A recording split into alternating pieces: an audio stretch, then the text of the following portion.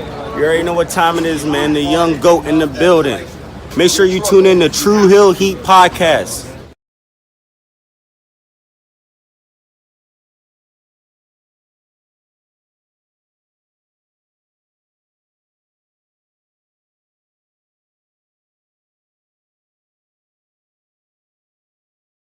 What's up, True Hill Heat? True Hill Heat. What's up? True Hill Heat.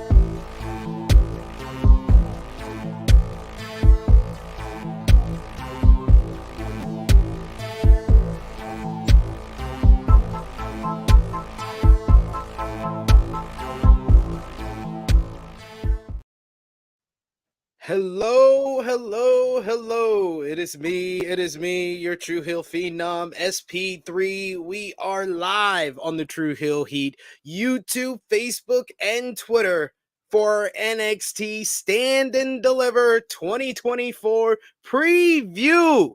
Previewing the big show this Saturday, 12 p.m. Eastern Time in Philadelphia. It's going to be a packed crowd in the Wells Fargo Center, so we had to bring out a very special guest to discuss the big show this coming Saturday. He is an NXT insider in my eyes, a scoopster nowadays. You can check out his work over on Fightful.com as well as Fightful Select for his reports. He is Corey Brennan. Thank you so much for joining me. I appreciate your time. No problem at all, man. Glad to be here. Yes, I had to give you the big intro because you are the big NXT insider, and I appreciate you sharing with us, sharing your time, because your time must be very valuable this week going into Stand and Deliver. Yes, sir. But I love talking about the NXT brand right now. I think it's genuinely the hottest it's been in years. So I've no issue bigging up this card because it's a really fun one. Absolutely. NXT really feels like it has a lot of buzz and hype going into it. WrestleMania weekend in general feels like the biggest and the most hype in quite some time. So we appreciate y'all if you're joining us live for the preview here. We appreciate y'all if you're watching us on demand. Either way, drop the thumbs up on the video if you're watching us on YouTube. If you're over on the Facebook, you could drop a heart, a like, an angry emoji, a laugh emoji. However, Stand and Deliver is making you feel, you could do that over there. And if you're watching us on Twitter, you could retweet and drop a heart on the video as well. But most of all, sound off in the live chat. We love to interact with all of you here in the True Hill Heat community and hear your predictions for NXT Stand and Deliver. So show us your support by sounding off in the live chat. And of course, if you're feeling generous, you want to give back to what we do here and make sure your comment is highlighted on screen, you can send a super chat donation. Those are so important to what we do here. It goes back to all the contributors and to the team, so we always appreciate the support. We got the Negro Buck in the chat, one of our members, who says, "What's up, SP3? Welcome, Corey." He also says that NXT has definitely been on the up. Love to see it. And to kind of segue into that, Corey, you're very excited for Stand and Deliver, obviously. What is your buzz level for this Saturday's card from 0 to 10? If I had to do it from 0 to 10, I'd put it at a solid 8 right now. I'd nearly a 9, honestly. It's genuinely one of the best premium live event builds that NXT have had in a long time, especially for the main event. I think the main event has really it's been a while, not really so much been a while, but NXT hasn't had that kind of blood feud in a little bit. And Trick, I feel Trick and Carmelo's in the same vein as like Sammy and KO or Gargano and Ciampa easily. So Yeah. that alone has my hype levels high. But then you look at the rest of the card and it's just stellar talent after stellar talent. And it reminds me of like the old takeovers where it was just this gargantuan of just amazing in-ring talent. And I feel like they're finally starting to get back to that point with NXT. Like with 2.0, it was almost like they put a refocus on the actual developmental side of things. Like it's like they remember that. Wait a minute, this isn't supposed to be the best indie show on the planet. It's supposed to be how we train our next stars. But I feel like they found a good like medium between the two now, and it's producing some of my favorite wrestling content every week.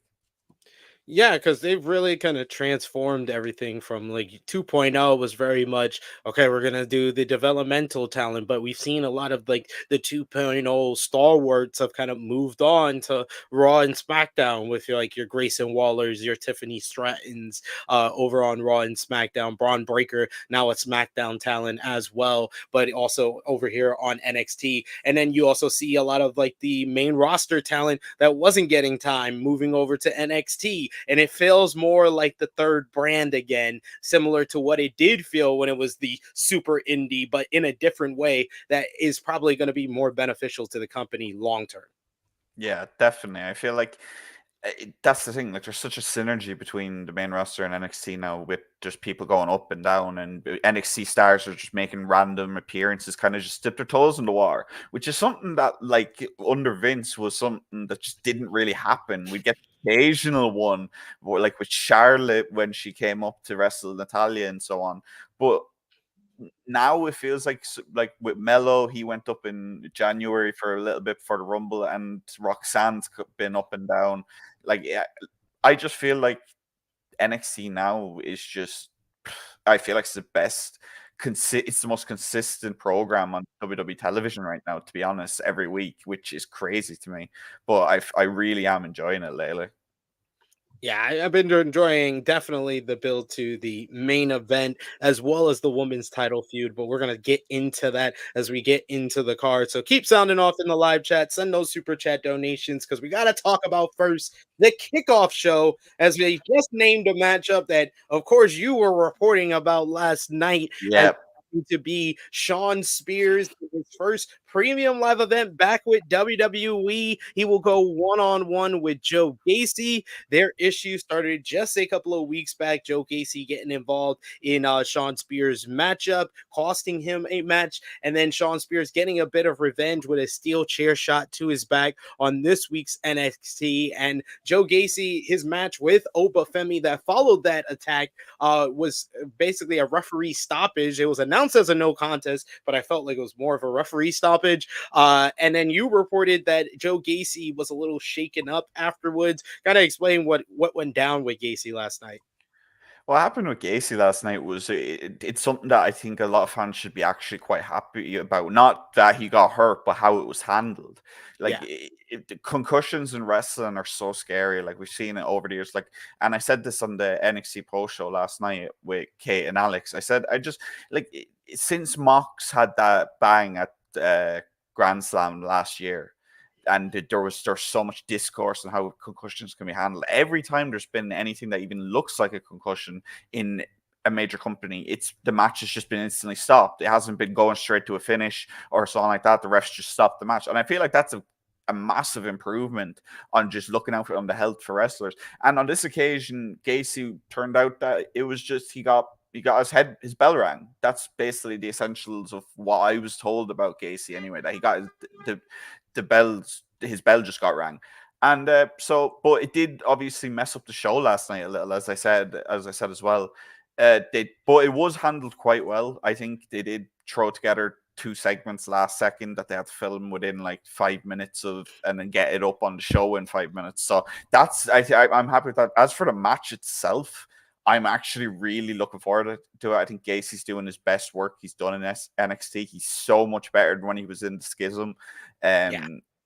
And Spears is just, I think, one of the most underrated talents in the world of wrestling, to be honest. He's constantly putting on great matches. Like, and he may not be one of the best wrestlers in the world, but he has that connection with fans, whether he's a heel or a face. And I really am looking forward to this match because it's just going to be silly. I think it's going to be silly in a lot of ways, and silly matches have their places in wrestling. So I give me Gacy just laughing the whole time as Spears is trying to get him to accept the fact that pain is only like I honestly don't know what they're even doing with this storyline. To be honest, Gacy's stalking him to Spears. He really likes Spears' chairs for some reason. So maybe they're going to have a mini fight over chair during the match. I don't know.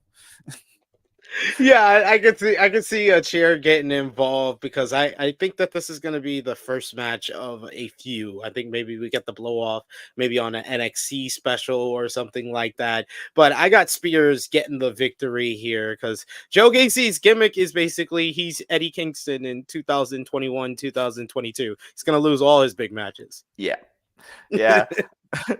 But like that's the thing, like Gacy's character is one that doesn't really need to win as much as like most characters would. He's like that's the great thing about having crazy gimmicks in wrestling. They don't really give a crap whether they win or lose. I learned that from Mick Foley. I realized Absolutely. when I got older, I was like, man, I never really saw Mick Foley win matches. Yeah. Let's talk about the main card here as they added a new matchup last night on the show that they've been building for quite some time, but we didn't know exactly how this was going to pan out. But it will be a 6-woman tag team matchup as Thea Hale will team up with Fallon Henley and Kalani Jordan to verse JC Jane, is it Kiana James and Izzy Dane. I thought it was JC James' partner that she with, and I can never remember her name yet. I can't either, and I feel bad. I should and they broke her damn arm. I mean, we could have learned her name. But this JC and Thea Hale storyline has been going on for a few months now, as JC Jane basically showed Thea Hale how to act like an adult, how to be a little bit more sexy and a little bit more toxic, and that led to dissension within Chase U. But then Chase U kind of invited JC Jane in. JC Jane helped Chase U regain the school, save the school, but it was all for her own benefit to put the attention back on her, and she was using Thea Hale the entire time, and she revealed that. But Thea has accepted that she is her, and she has some friends in Kalani and Fallon to go against the bad girls here. What have you thought about the build? Who do you think wins? I honestly thought we were heading to just a singles match, to be honest, and I thought this 6-woman would be a match that would happen on a weekly, like it would have happened last night, and then the singles match would have happened at the weekend. But the build itself has been it's not been bad. It's not been good. It's kind of just been kind of in the middle for me. I really do enjoy Tia Hale. I think she's honestly one of the most endearing characters in NXT right now. I love the fact that her whole attitude is basically what happens if you give too much caffeine to a 6-year-old or something. But at the same time, JC is someone who I think is destined for being big things as a heel. I think she's a really good heel, and I think when she does go to the main roster, she'll stand out amongst the rest because she's just so good at that. As for it being a 6-woman, like, and not the single, I'm happy that they're putting all these women on the card because all these women are so talented. What I did like was the different dynamic that they played up with Tia's actual friends compared to JC. JC was constantly trying to change her, but last night, as we saw when they went back into the gorilla position and they were talking to Ava, Thea started screaming, so they started screaming. So they accept her for who she is, and that's a nice little part of it that I didn't see many people talking about. But it's wholesome, and we don't have enough wholesomeness in wrestling these days. So I'm really looking forward to this match now that it's been set. And honestly, I think the baby faces have to win, and I think Thea needs to get the win over JC in it. Yeah, it's WrestleMania weekend, man. You gotta have the triumphant baby faces getting the win. It's a nice little moment. I agree with you. I think Thea, Fallon, and Kalani get the victory here. Fallon Henley will be that's back-to-back victories at Stand and Deliver for her. Mm-hmm. So yeah, I think that would be a good win because I do think that they are gonna be doing something with Fallon Henley coming out of it because they have like teased pushing her to the title scene too Yeah. many times. It feels like she's one of the people that they're going to make one of the players in the women's division, as well as Kalani Jordan, but she seems a little bit more off than Fallon Henley, who's been here longer. Yeah, I wouldn't mind seeing Fallon being pushed into the NXT women's title picture. To be honest, she's really good, and I think she flies under the radar for a lot of people in that women's division. I think once call-ups start coming up from that women's division, we're really going to see what talent like Fallon and Kalani and JC, or not even JC, sorry, and Izzy and Kiana are all made of, really, because they'll have that chance to finally step up from the mid card up to the top of the card. So that should be fun. JC just gives me vibes of like female Miz, and I mean that in the best way possible. Yes. Of she can be a heel her entire career. Absolutely, and I think she's brilliant at it. So here's hoping. NXT North American Championship is the first title match we're going to discuss here, as you have Oba Femi defending against Josh Briggs and Dijak. You know, Bronson Reed, Ivar, and folks have been asking for a meat fest at WrestleMania weekend. This is the meat fest for NXT. Oba, Dijak, and Briggs here. I like the way they have kind of put this all together in a matter of weeks, where a couple of weeks, like 3-4 weeks ago, I had no idea who Oba Femi was going to be facing. Stand and Deliver. It seemed like they were playing with Dijak. Like, I thought Dijak, after the win at Vengeance Day, they would put him in the NXT championship picture around Stand and Deliver, but they rushed into that the very next episode, and then he found his way back into the North American title picture. And I like him on commentary a couple of weeks ago saying that he's probably the greatest wrestler to never win the North American Championship because of how many classic North American title matches he has been in. Yeah, this triple threat match is something that really I've been pushing for Dijak and Oba to face off for a while. Like, I remember the first NXT preview I did on any channel. It's a match that I thought of and I mentioned, and I said I begged for it to be booked. But once Josh Briggs was introduced to the storyline, I was kind of initially I was kind of like a little disappointed, but he has really like stepped up, and I think he is someone who could be a star for the future. As for Dijak and Oba, I think Oba is just I cannot get over like that long take that they had from the TV all the way out to his entrance. Like, first of all, that production being in NXT as well is so good to see. Second of all, my God, talk about how, like, I know people say aura so much, but just watching him walking his way out, you can hear the chant starting up as he's making his way. It's just, it's so perfect, and it just shows how much, like, not star power he has yet, but just the aura of star power that he has around him. You know he's going to be presence. A big thing. He has a great deal of presence. It's very much akin to like a male version of Jade Cargill. Yes, absolutely. And I don't want to like almost stereotype him in to this, but like there's such a Black Panther-esque vibe off him that I get off him. Just, I don't know what it is, but he just feels like a superhero almost every part of him. Oba Femi looks like Steve Urkel got the DNA of Big E and T'Challa and put it in, and then out came Oba Femi. Yeah. And he's so early in his career, so working with someone like Dijak, who is he's got to be one of the most experienced names that they have in the whole company, let alone NXT. So getting to work with him will only make him better. And given that it's a triple threat match, it's a potential for him to have a longer title defense than we've seen from him. We could see it go a bit longer and see what he can do. Can he keep up with the pace and so on and so forth? At the end of the day, it's developmental. If he doesn't keep up with that, it's not the biggest deal in the world. He'll get it next time. So this match is one that I think Oba's winning 110%. I don't see him dropping that title anytime soon. I think he's going to end up being one of the most dominant North American champions we've had. Does that leave me a little disappointed that Dijak won't be winning the belt? Yes. But he can just ratio Oba, and it's basically the same thing. So Yeah, I feel like Dijak's another one that I could see on the main roster, and he would be able to stand out with the main roster how it is today. Because you see, like someone like a Ricochet over the last couple of weeks is getting momentum because he's Mhm. so great in the ring, and that's kind of Dijak, who he could just have great matches with pretty much anyone. I agree with you with Obafemi. He feels like he's the future. I think that Oh, it's no coincidence that they've already teased him and Ilya Dragunov. I feel like he's the guy that's probably going to dethrone Dragunov. I don't know if he'll still be North American champion or he'll relinquish the title to go after to that title, or he'll be the second generation of Keith Lee with both titles. I don't know how that transpires, but I feel like that whole tease was to set up that Oba is the guy that's dethroning Dragunov. So I think he's gonna win this one here.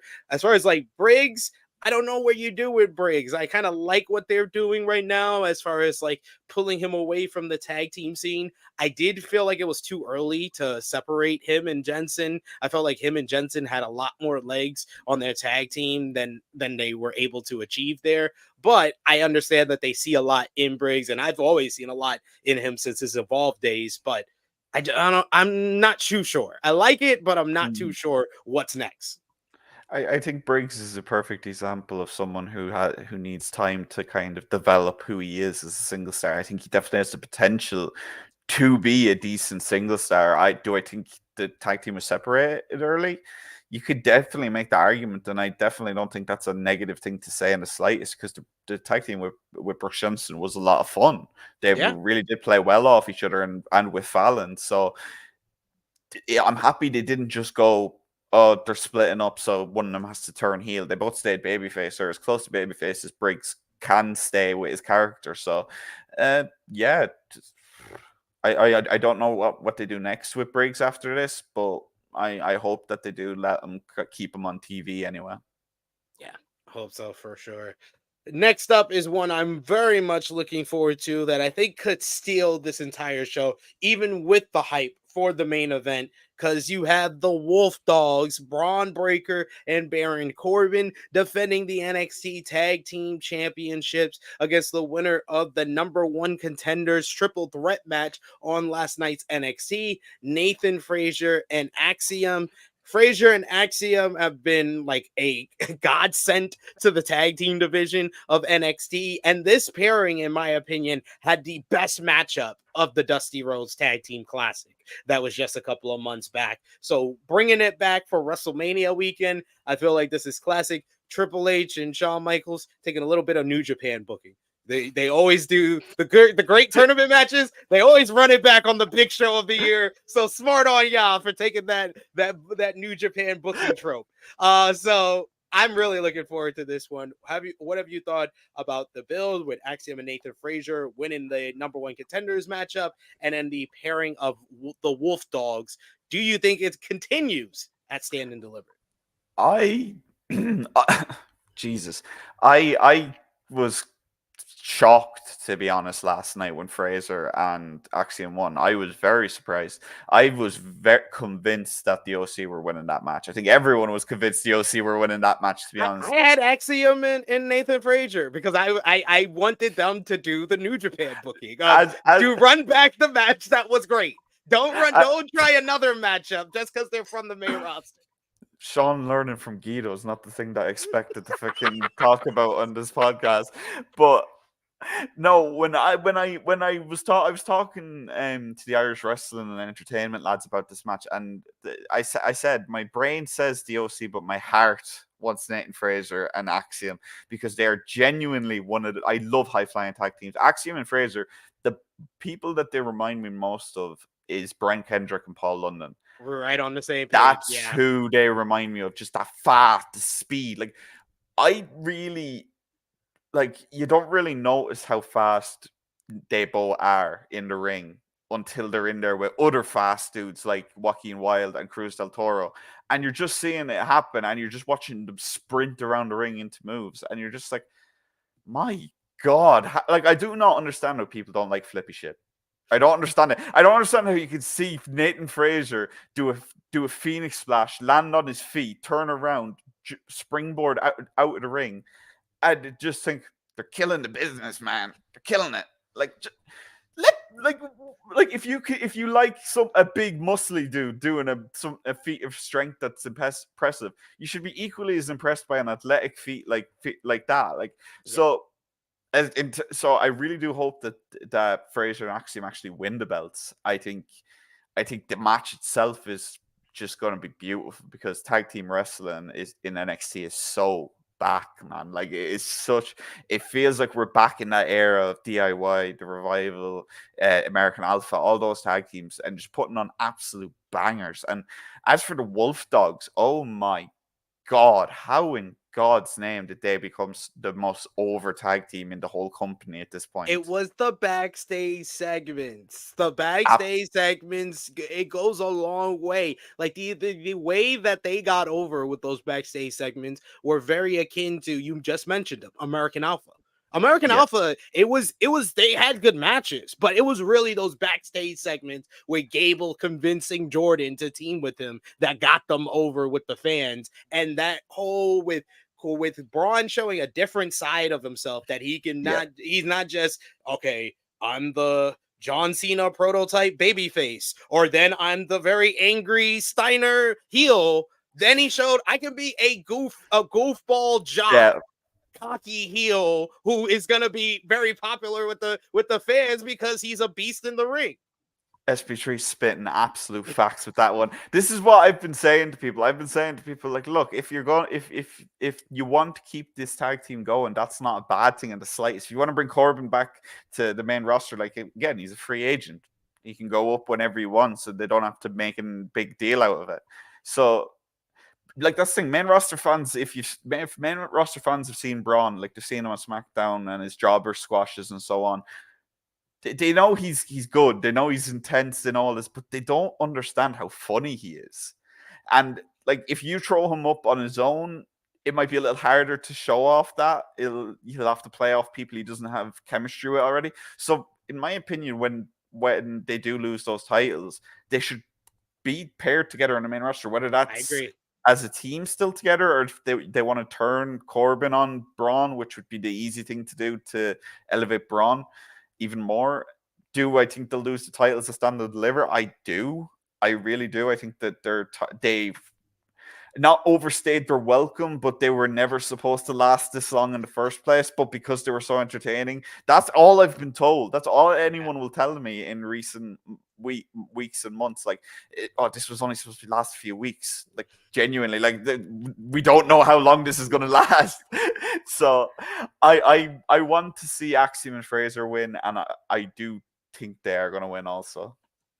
I'm gonna be in agreement with you, with Nikki Boy in the chat. Yeah, I think it's Axiom and Nathan Frazier's time. I've liked the way they've been talking about going after the tag team titles. They've been chasing it for a few months now since they paired up with each other shortly after facing each other at Deadline. They have been kind of aiming for the tag team titles, and it's been building to this moment here. And I 100% agree with you. Yes, Braun and Baron on the main roster as a tag team. I think they should be a tag team, and I think they should be baby faces. Just do the backstage segments. Have them interact with the Pretty Deadly. Have them interact with New Cash Republic. Have them interact with A-Town Down Under. If you want they're splitting the tag team titles already on the main roster. I would not mind if the Wolf Dogs went on either Raw or SmackDown and won some tag team gold. I agree with you there. And the thing is, they kind of said after Braun's Rumble appearance, they hinted that the stuff with Judgment Day wasn't over. So that kind of that the fact that hasn't been like they haven't gone back to that yet makes me think that they're waiting until they both drop the titles and then Corbin's going to come up as his backup if they don't split Judgment Day. For all like they've been tricked. So, and I just want to say one thing that I really did notice last night with Nathan Fraser. You really, really can tell how much of an impact Seth Rollins has had on that man's career. His moveset, his style, his mic work, his character work, his attitude.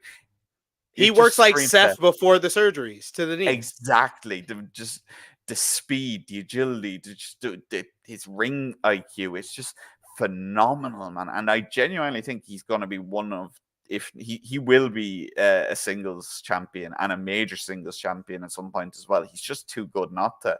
And he scared the absolute shit out of me last night when he did the swanton to the outside, and he landed on his goddamn feet. And he almost flew over the people that he was supposed to be diving on.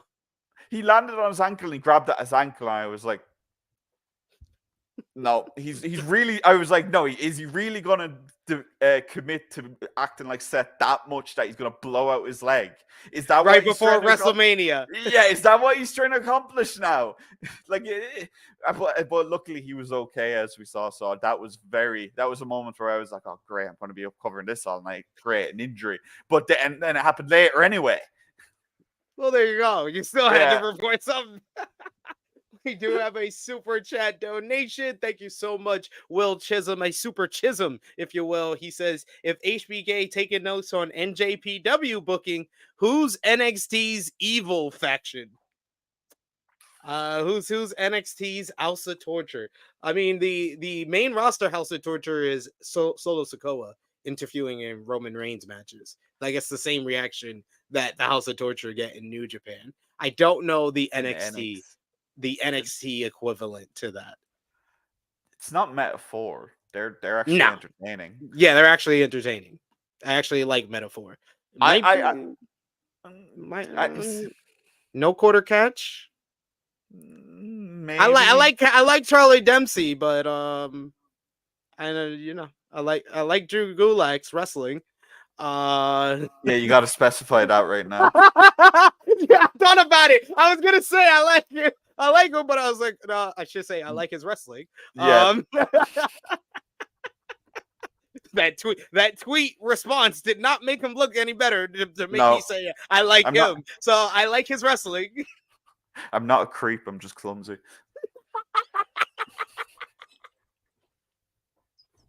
Your hand is here. I don't know how I got down here. My God, thank you for the super chat. Will it's not Chase U. I like Chase U. I don't like Chase U that much. I was thinking of them, but with Thea still being a part of it, I can't say it's them. Genuinely, I can't like. Every faction in NXT for me is working, so yeah. So I really haven't got a decision there. I agree. See, like main roster has two. Like I said, Solo interviewing in Roman matches and the Final Testament. Final Testament are just. I'm sorry. Okay. I have to say this. You cannot put Solo Sikoa into that bracket. He is still so much more clear of what House of Torture or not House of Torture. Oh my God! That's why I specify. That's why I specify Solo Sikoa interfering in Roman matches. Oh, that gets the same reaction as the House of Torture interference spots. So that's why I get Will that. Is absolutely right. He says it used to be the Schism, and I agree with him. There, the Schism were just oh my God. I feel bad. Man. I feel bad. I still feel bad about how the Schism was booked because it was four. I found it was four people who shouldn't have been in that faction. Yeah, because they're all doing better stuff right now. Exactly.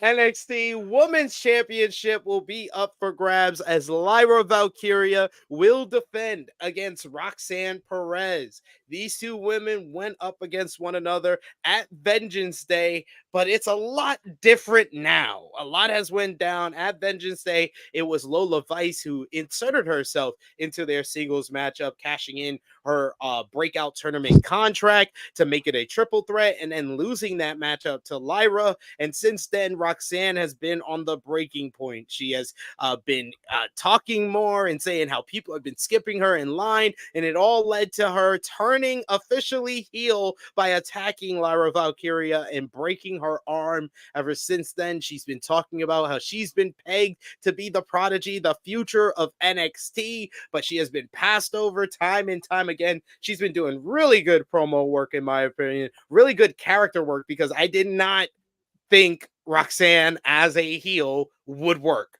but it has worked in my opinion. I have liked the build to this matchup, and it feels like the first kind of genuine feud that Lyra has had since winning the title back in October. What have you thought about the build to this matchup? Who do you think wins? I'm gonna make my prediction first. I'm calling a new champion. Roxanne, the new champion. See, I'm biased in this match, and I'm happy to admit I'm biased in this match.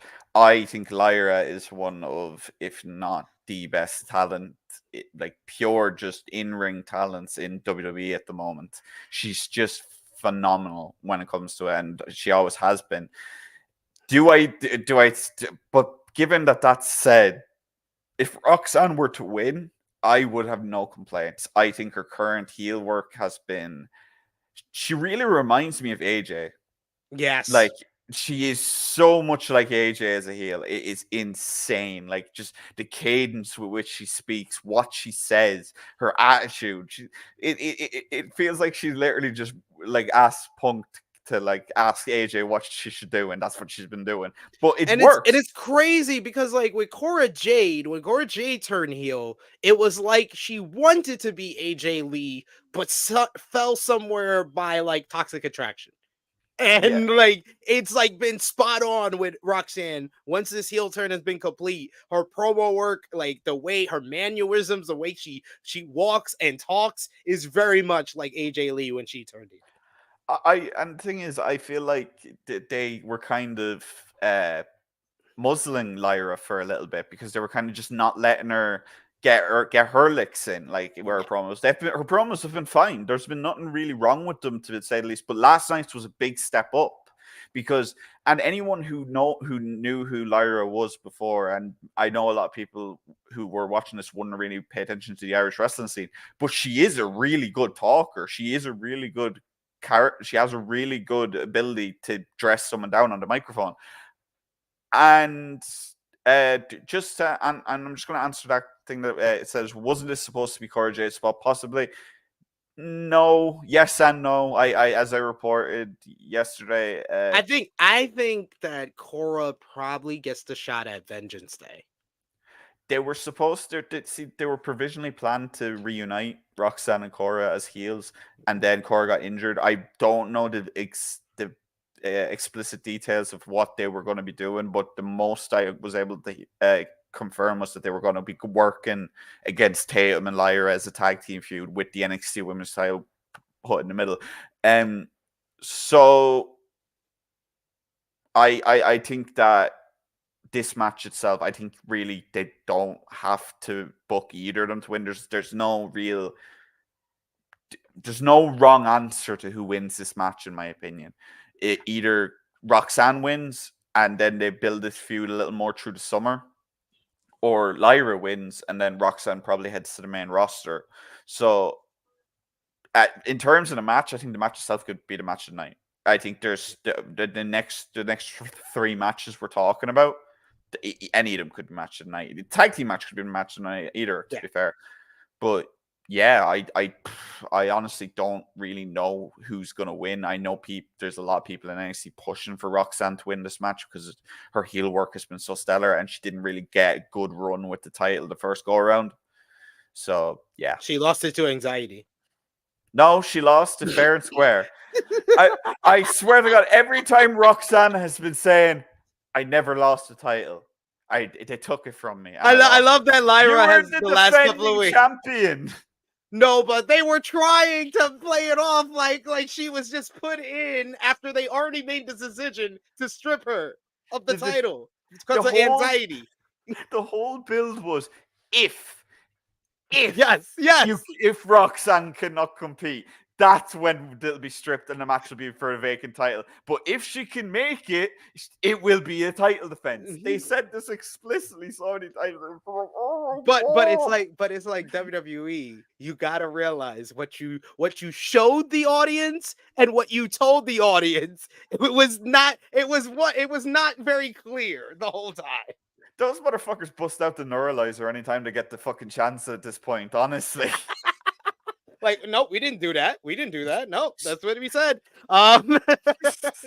We got a super chism super chat donation from Will. Thank you so much, Will. He says, I liked the promo last night. Her telling Roxanne you didn't talk that stuff about Tiffany or Becky when she had the title. Yeah, I did like that. I thought like what you were saying with Lyra has a little bit more bite on the mic when she has something to sink her teeth into. It felt like that during that promo on the Supernova session last night. Yeah, I loved her promo. I thought it was perfect, and I thought that they really gave her something to work with for the first time in a long time. And then she looked strong. She looked strong as the champion, which she hasn't done during this Roxanne feud, if at all. It's been constant Roxanne laying her out and hurting her arm. I like that she didn't wear the sling out and it was actually, but I think it was Booker that brought attention to it, and I'm the first to admit that I'm the first to dog on Booker when I don't like his commentary. But I really like that he pointed out that she didn't want to give Roxanne a target; she wanted to make out that it was. But he also pointed out that Roxanne isn't stupid. He knows that she knows that it's just a bluff, basically. So I really did enjoy last night's segment.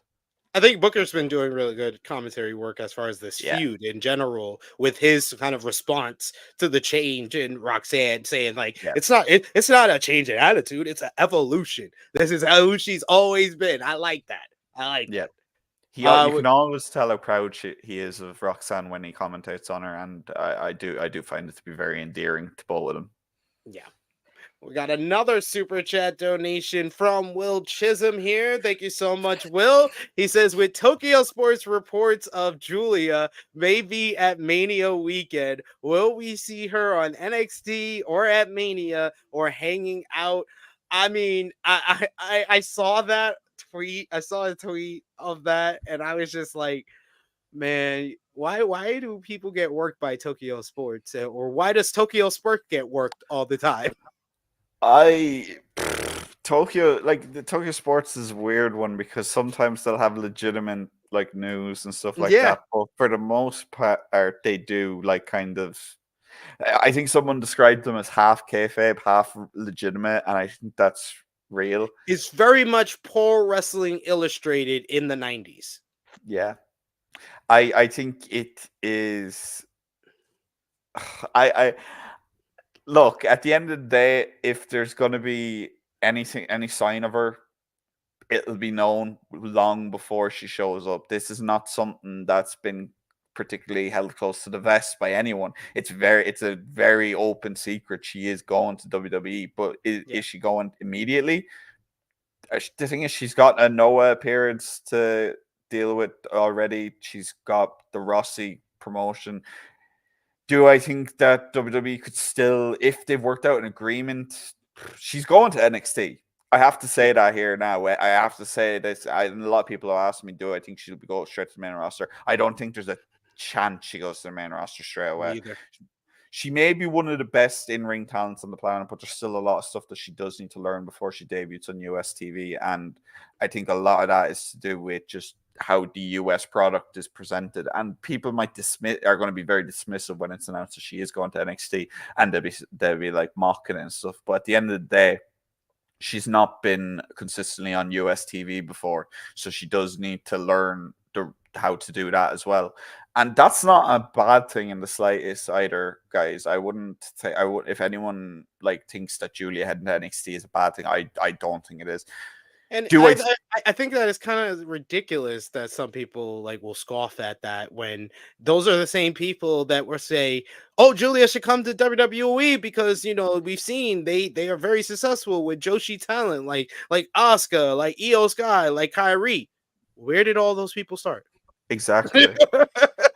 And the thing is with Julia is when she does sign, I think she'd be the first NXT talent in a long time to have a crowd shot. That's how they'll announce her signing. I think that could have happened this weekend. I'm not going to say that it's 100% no, but I have heard whispers that there'd be some kind of crowd shot this weekend. It's just whispers. I can't confirm it. I can't confirm who it is. It's just there's been talk of it. So is it is it just rumors? Very, very possible. But like, I'll probably have more on that later in the week. Yeah, it's just a total coincidence. It probably maybe it's Julia. That's the way they announced Julia this weekend, and they want to use the WrestleMania platform, even though she won't be on the NXT roster for a few months. It's possible. It's absolutely possible. Like, I think the stuff that AEW and New Japan did with Will kind of just showed that you can do that, and there won't be a lot of fan backlash. There, like, at least for what I seen, there wasn't a lot of people Yeah, complaining that Will came in, announced he was going to sign, and then went back and finished his dates. So for all we know, Julia could do something similar. Like, it's a new regime. There's, like, for God's sake, Shayna Baszler's wrestling on Bloodsport this week. Like, exactly. so we don't know what's going on there. So And hopefully, anyway, it and then should be interesting. they didn't even put Jade Cargill into the fire. They announced her No, signing in September, and she didn't debut until January at the Royal Rumble. Then she took another 2 months off, and then they just debuted her just now. she also had, like, people don't like to give AEW the credit, but at the end of the day, they're still a major US wrestling promotion. Whether you hate them or love them, you can't deny that. Like, she was still getting that experience on that program, so she was all. Is she as good as, like, Bianca and Naomi, or tag team partners? Maybe not, but she could be one day, and I think that's very clear that she could be. So, do I think she got put into the fire? No, but there was never any real consideration for her to be in NXT either. That's something that I haven't really talked about a lot. Like, when she was coming in, people were like, "Oh, will she go to NXT?" No, there was never any serious conversation for that. So, yeah, That's kind of a validation for AEW, is that they kind of viewed that, like, okay, she's as experienced, she doesn't need the NXT the way that, someone like a Julia who needs to learn how to yeah. be on US television does, because Jade had 2 years on US television. Exactly. And like, I think Julia will be someone who will benefit a lot from what they're doing with Japanese talent right now on the main roster with the subtitled promos, because that takes out the need for her to learn English really quickly. So it's more about her learning the fundamentals of just American television rather than having to learn a whole new language on top of it. Obviously, she's been learning English. We know this. She's been very vocal about how she's been learning English. So that'll probably only get accelerated when she comes to the States. So I don't see that being a reason for her to be in NXT, but I do see a reason in general for her to be in NXT. And she's been working on her English a lot. She's been doing, I know she was doing like English to English, like translations with Yeah. Stardom, and I know she's going to probably be doing the same thing with Rossi's new promotion. But enough about Julia, because we don't know for sure if she's going to be on the card or not. We got to wait and see. And 9 times out of 10 she would have been in Philadelphia anyway if she had continued with Stardom, Yeah. if the Rossi thing didn't happen. So Yeah. there's also that.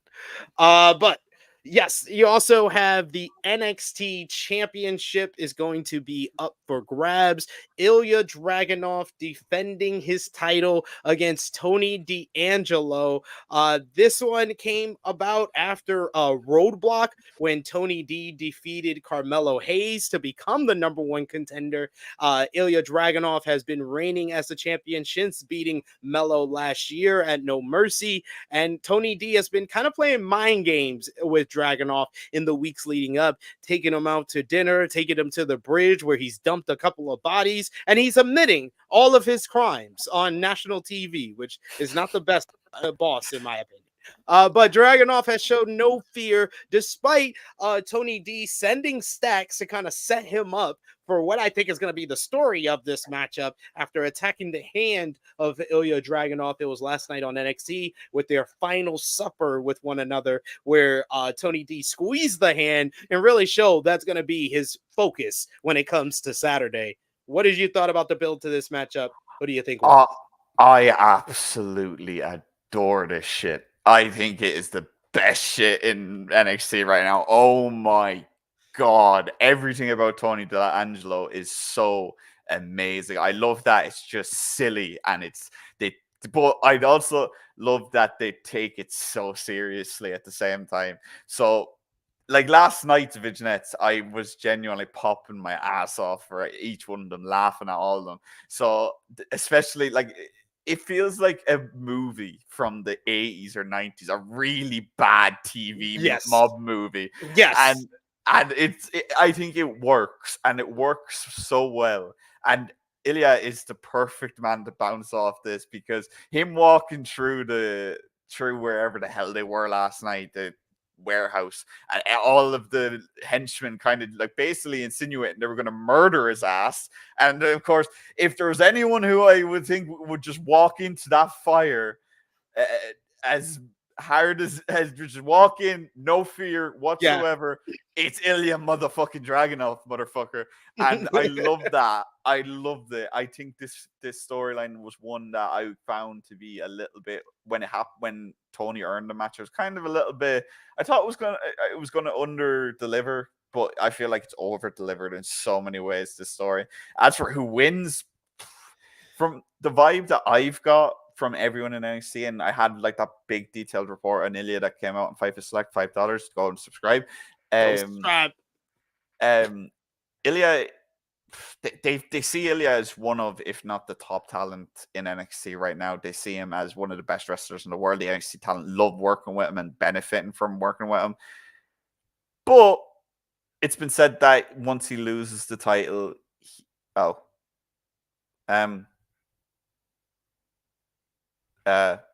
don't know what to do here. Crap. This is new for me. Where the hell did SP3 go? Great. Now I'm doing my best Jeremy Lambert impression.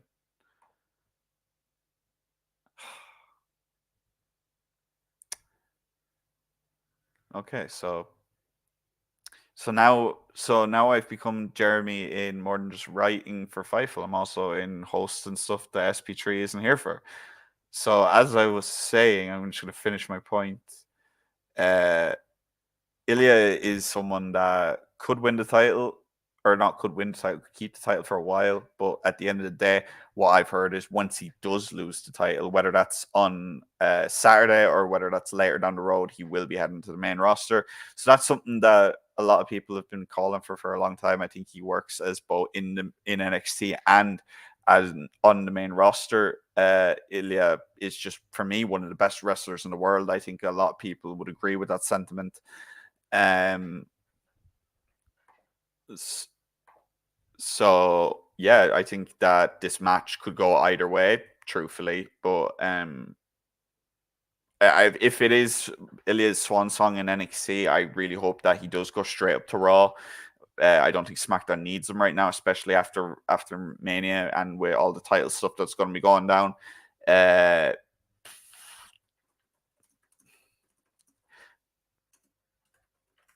So SP3 did say he will be back fast. So I'm just gonna talk to you guys while SP3 comes back. So Trick needs to be the one to take the title off Ilya from Antoine Phillips.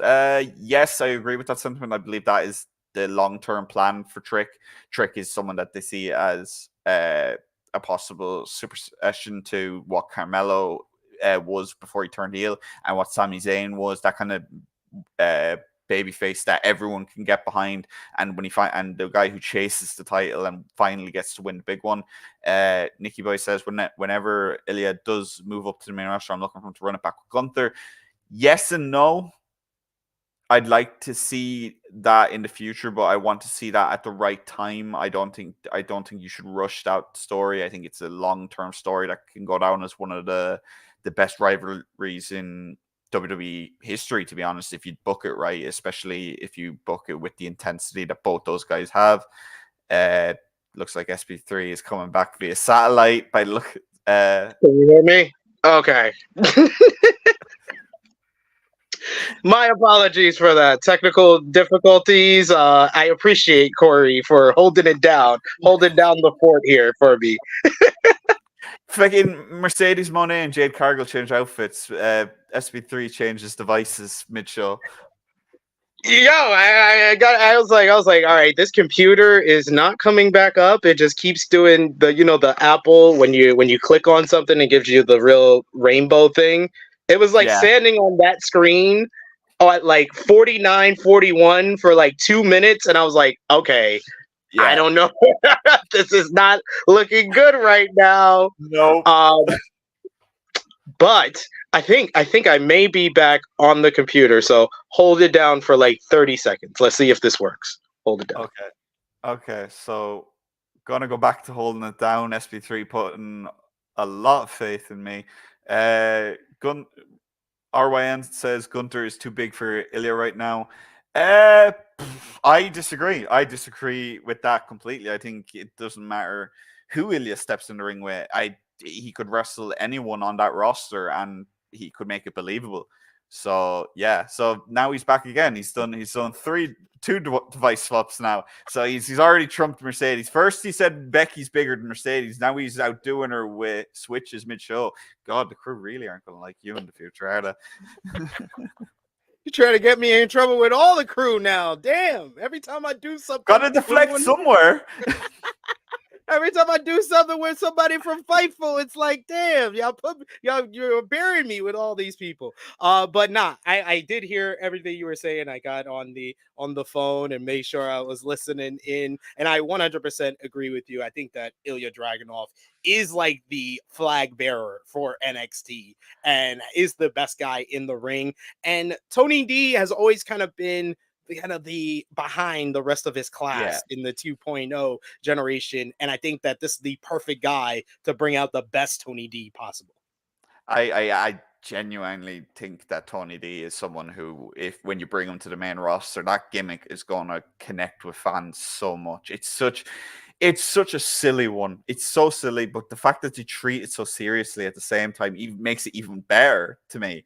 It almost feels like a satire, but at the same time, he convincingly does it. And to be fair, all these vignettes, like these different location vignettes that we're seeing not only on the main roster but in NXT, it really did start with Tony with the prison storyline that he did. So, and I want to round back to what you said at the start when we were talking about this. The fingers, the wrapped fingers that he has, obviously Tony grabbed them last night. That will be the big part of the story of the match, like you said. But I want to just say this. Last night when that happened, the selling that Ilya did, the man's face went beetroot red. Yes, he had the vein popping out of his forehead. Like what? Like this man is like people like to say, oh, there's so many good sellers on the main roster, and like, oh my god, The Rock. Look the way Rock sells now. He's always been the best. Nah, motherfucker, that's Ilya. I cannot say how many times I have had someone from NXT come to me and say people genuinely thought Ilya was hurt tonight. I've personally heard people tell me that Shawn Michaels genuinely is constantly getting concerned for him because just the way he sells, he's so convincing and so dramatic. So that just shows you how good he is. Exactly. It's very true. If you could get Shawn Michaels to bite on your selling, then you're doing a good job because Shawn Michaels is one of the best of all time himself. So I'm gonna go with Ilya Dragunov to retain here. Same. I think Ilya's holding that title through the summer at least. I think he'd be personally, I think he'd be part of the SummerSlam call-ups, around the SummerSlam time call-ups. I don't think he'd be part of the Mania ones, but I do think they don't do what they used to do with call-ups anymore. That's something that a lot of people have been asking me about. They used to do where they'd bring up 3 or 4 at a time, but now they're kind of splitting them out a little. Like you saw Tiffany and Braun come up recently, but they've been kind of like Braun has been coming from NXT and SmackDown. Both Tiffany's been been there on SmackDown. So I imagine we'll see Carmelo shortly after Stand Deliver, and I imagine we'll see Dragunov at around SummerSlam. That makes a lot of sense to me. And speaking of Carmelo, let's talk about the main event of NXT Stand and Deliver. It is a best friends, now sworn enemies, former tag team partners, former pair of NXT North American champions, and of course, a former NXT champion here.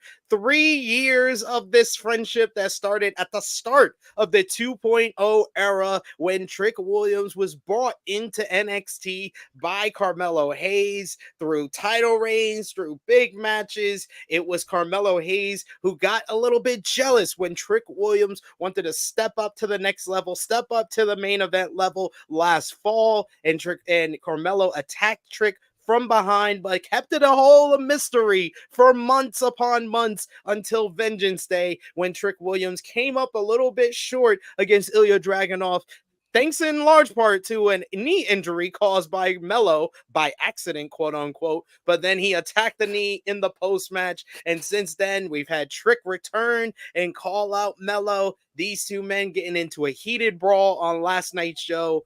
This has been one of the best built feuds. I would go out on a limb so far as to say, outside of The Rock, just The Rock in general, not even his matches, The Rock, this is the best built program going into WrestleMania weekend, in my opinion. Outside of The Rock, Cody, Roman stuff, this is the best built. I agree with you on every level with that sentiment. Jesus, I can't say enough how much I love that this match is main event, and a lot of people are kind of upset that the NXT titles are kind of being pushed to the side, but when a blood feud is this personal and it's this important to just WWE in general, to be honest, because these are two guys who are going to run shit for the next 10, 15 years, in my opinion. The build itself, I found to be highly entertaining. I think Carmelo is a phenomenal heel. He's brilliant as a heel. I think Trick is a phenomenal babyface, and their promos last night were a lot of fun. They really did turn up the heat even more, which I didn't even think was possible. Then the pull apart brawl was fun as well. One thing that I have heard about this match is they teased it last night with Ava telling them both that, look, we have to have a winner. The ref will have a lot more discretion. There's been talk of making it an official stipulation, no disqualification, no holds barred, that kind of thing. I thought it should have been unsanctioned. You kind of keep it. It's got Gargano Ciampa feels. You got to go full throttle with it, and just should have gave it the unsanctioned stipulation. I know people have been saying that it should be a loser leaves NXT match. That's something that I saw. I posted a tweet last night where I was like, I have no idea why they're saying that there has to be a clear winner, because I was just referring to my report more than anything else. But people thought it was saying that was what they were going with. I don't know if that's been even discussed. I haven't heard anything about it being discussed. I think that would have been a great way to even just make even more the Trick sent Carmelo to the main roster, because let's be real, we know that would have been the result. But I have to say this as well. My report says it's not 100% guaranteed Melo will be going up immediately after. We could see a second match between the two. I don't know. But in terms of this match, I got to go with Trick winning, man. Trick has to win, in my opinion. I think the match itself is going to be a lot of fun. So, yeah, I'm very much looking forward to it. Yeah, that's why I really wish it had a no DQ, because I would have all the confidence in the world that this would be like the best match of WrestleMania weekend. Because I think if they had like a no DQ, unsanctioned type stipulation, it could be all out. It could be very bitter. We can feel like it can feel cathartic for the Trick Williams fans, for him to finally get his hands on Melo and beat his ass like he's been, whoop that Trick like he's been saying all these weeks. And like you said, I think that Carmelo Hayes has just been a brilliant heel in the lead up. His promo work, especially the promo after the heel turn, after Vengeance Day, was one of the best of his entire career. And he's just turned it up more and more since then. The promo in the barbershop was really good as well. And then the promo last night between these two guys, I think that the feud needed that segment. It really kind of drove it home and felt like a go home segment with the two guys. The only nitpick that I had on the entire segment is, why are these random bums fighting each other?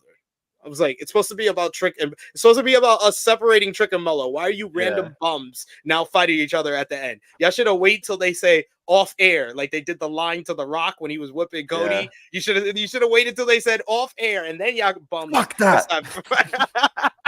Yeah, bums can start fighting each other.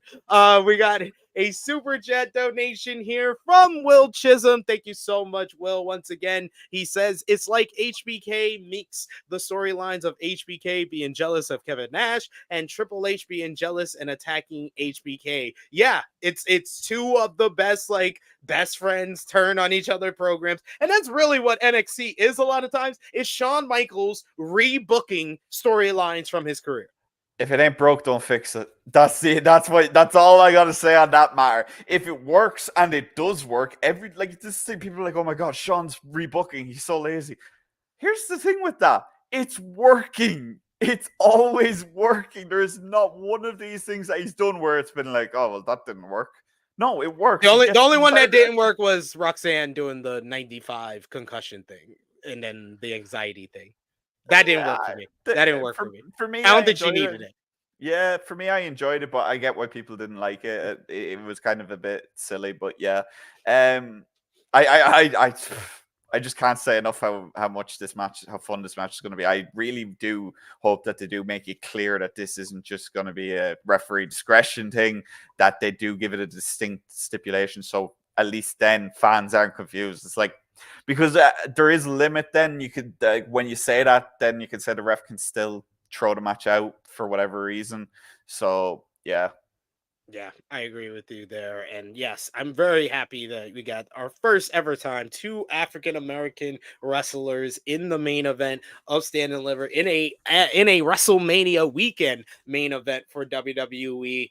I'm also going to go with Trick Williams here. I think that Trick has to get the win. This is the big kind of win that he's been building to, all the momentum that he's gotten. Carmelo had his time last year at Stand and Deliver. It's now Trick's time. He gets the win over Melo here.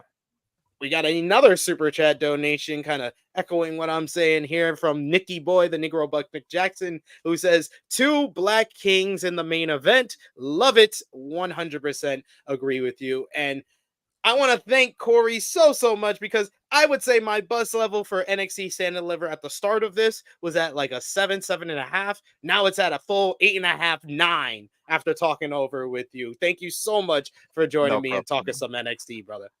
No problem at all, man. And I do just want to say before we do go, I have to say, like, that there is going to be some surprises at this one way or another. Like we saw I don't know if people have saw it, the NXT Anonymous account decided to come back from the dead. Ava was talking to someone on the saying that they will always be part of the NXT family and they'll be on the countdown. So I'm going to do some digging into that and see if I can find out who's going to be there. So make sure to keep an eye out on Fightful Select all this week. Best time that you can ever sub to Fightful Select is WrestleMania week, as we've got the most content in the game over there. And yeah, thanks for having me, SB3. Yes, and let everybody know where they can follow you and see your work as well. You can follow me on Twitter. You can see my @ there, Corey Brennan FF. I'm kind of unbearable on Twitter, so I'll understand if people don't want to follow me long term, but I do throw in a bit of news, as well as being very, very ADHD and hyper aggressive. You try your best. You try your best there. Try my best. I don't always succeed because people are insane and they're assholes, but yeah, that tends to be the community that we're in. Yeah. Thank you so much to everyone for joining us. You can follow me on the Twitter machine at TrueHillSP3. You can follow the gang, Facebook, Twitter, Instagram, TikTok at TrueHillHeat, Patreon.com/True Hill Heat. $3 a month gets you exclusive content, the True Hill Heat Prediction Championship, plus much more. Get your ProWrestlingTees.com, ForYourWear.com for your True Hill Heat merch, and check out all the great content we got on the channel right now, like our NJPW Sakura Genesis 2024 preview with myself and Jay News. We also got up our ROH Supercard of Honor 2024 preview with myself and Stat King, and our WrestleMania 40 preview with myself, Romeo, and special guest Zach Haydorn is up as well. So you are all set with previews for WrestleMania week. Thank you so much to Corey, and thank you to all of you for joining us. This has been our NXT Stand and Deliver 2024 preview. We are signing off until next time.